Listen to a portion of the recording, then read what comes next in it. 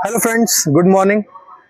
तो आज अभी मैं सफ़र कर रहा था अपने मित्र के साथ, तो मैंने सोचा कि एक बहुत ही अमेजिंग प्लांट के बारे में थोड़ा सा आपको बताता चलूं। आप देखिए ध्यान से, यहाँ पे जो प्लांट आपको दिख रहा है, ये छोटा वाला पौधा या फिर ये प्लांट, ये पार्थेनियम का प्लांट है। आप इसे क्लोजअप करके दिखाएं जरा। ये पार्थेनियम का प्लांट है। इस प्लांट के बारे में बहुत सारी अमेजिंग बातें हैं जो मैं आपसे शेयर करना चाहता हूँ आज इस वीडियो में। सबसे पहले तो मैं इस प्लांट को आपको थोड़ा निकाल के दिखाना चाहता हूँ। देखिए, कभी भी इस प्लांट को अगर आप उखाड़ें तो काटे नहीं, इसे आप जमीन से उखाड़ने की कोशिश करें, आप जड़ से उखाड़ने की कोशिश करें। देखिए, मैंने जड़ से उखाड़ने की कोशिश भी की है, लेकिन फिर भी इसका जड़ थोड़ा सा टूट चुका है। आइए थोड़ा सा मैं इस प्लांट के बारे में आपको कुछ बहुत ही अमेजिंग बातें समझाने की कोशिश करता हूँ। ये जो प्लांट आपको दिख रहा है, इसे कैरट ग्रास या गाजर घास भी कहते हैं। इस प्लांट को कांग्रेस ग्रास भी कहा जाता है।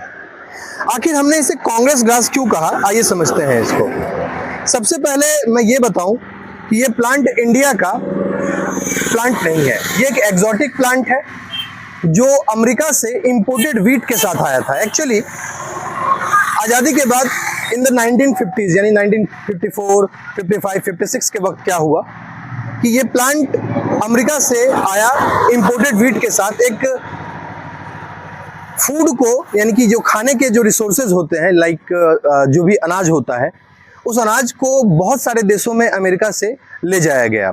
अमेरिका ने उसके साथ में पार्थेनियम के सीड्स को मिला दिया और उसकी वजह से ये प्लांट जो है बहुत सारे देशों में फैल गया। हमारे इंडिया का चूंकि ये प्लांट था नहीं, तो उसकी वजह से भारत में ये प्लांट बहुत तेजी से फैला।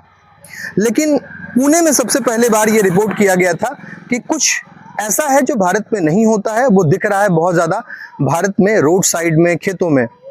लेकिन कांग्रेस गवर्नमेंट ने इसके बारे में थोड़ा सा भी चिंता नहीं किया, इसलिए इसे कांग्रेस का गिफ्ट भी कहते हैं, कांग्रेस ग्रास भी कहते हैं। इसका बोटेनिकल नेम है पार्थेनियम हाइस्टेरोफोरस।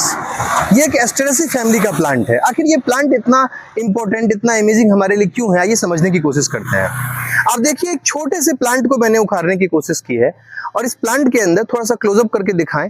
छोटे छोटे व्हाइट व्हाइट कितने सीड्स आपको इस प्लांट्स के अंदर दिख रहे हैं। ये जो फ्लावर है इस प्लांट्स का, और इसमें ढेर सारे छोटे छोटे व्हाइट सीड्स मिलेंगे आपको। आप समझ सकते हैं कि एक छोटे से प्लांट में इतना ज्यादा फ्लावर है और कितने सारे सीड्स बनते होंगे। और एस्टेरेसी फैमिली का सीड डिस्पर्सल मैकेनिज्म भी काफी स्ट्रांग होता है, काफी बेहतर तरीके से अपने सीड्स को डिस्पर्स करता है एनवायरनमेंट में। इस प्लांट की खासियत यह है कि ये प्लांट एलिलोकेमिकल्स को सेक्रीट करता है।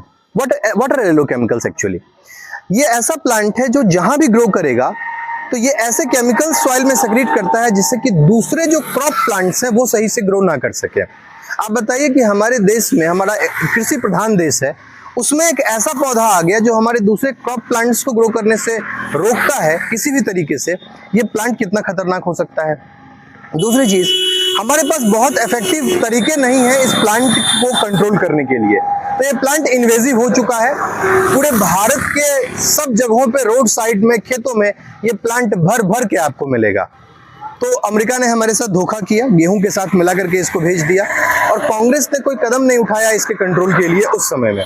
ठीक है, आगे बात करते हैं कि इस प्लांट का जो पॉलन होता है, इससे पॉलन एलर्जी होती है। उसे हे फीवर कहते हैं हम लोग, उसे हम एलर्जिक राइनाइटिस भी कहते हैं। Parthenium is a very toxic plant. दूसरे प्लांट के ऊपर इसका काफी ज्यादा नेगेटिव इंपैक्ट है। बात करते हैं कंट्रोल की। आप देखिए, ये प्लांट को कंट्रोल करने के लिए एक बीटल है जो इस प्लांट के लीव्स पे फीड करता है।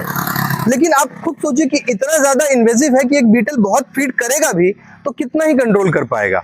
एक बटरफ्लाई है, वो इसके स्टेम के ऊपर अपने लार्वा को भी फीड करवाती है, जो कि इसका जो सैप है वो एब्जॉर्ब करती है।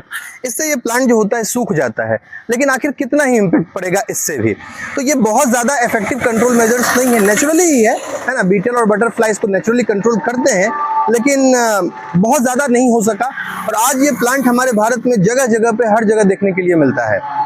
तो पार्थेनियम जैसे कई सारे इन्वेजिव बीट्स भारत में आ चुके हैं जो कि हमारे नेटिव प्लांट्स को काफ़ी ज़्यादा इम्पैक्ट करते हैं।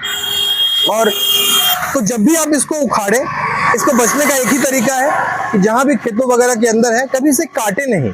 काटिएगा, इसका सीड तुरंत डिस्पर्स होता है एनवायरनमेंट के अंदर। तो इसे जब भी उखाड़े तो जड़ से उखाड़े, जड़ से उखाड़ करके इसको आप ऐसे मोड़े, है ना। और आप चाहें तो इसका एक खाद जरूर बना सकते हैं, ऐसे करके डिस्पोज करें और इसका खाद जरूर बना सकते हैं। तो ये रहा आज का पूरा सेशन पार्थेनियम के बारे में। Thank you. ऐसे ही अमेजिंग वीडियोस के लिए, सेशंस के लिए, लाइफ साइंस के अमेजिंग फैक्ट्स के लिए मेरे चैनल को लाइक करना, सब्सक्राइब करना और शेयर करना ना भूलें। और आप चाहें तो हमारे टेलीग्राम चैनल पे भी जुड़ सकते हैं। धन्यवाद।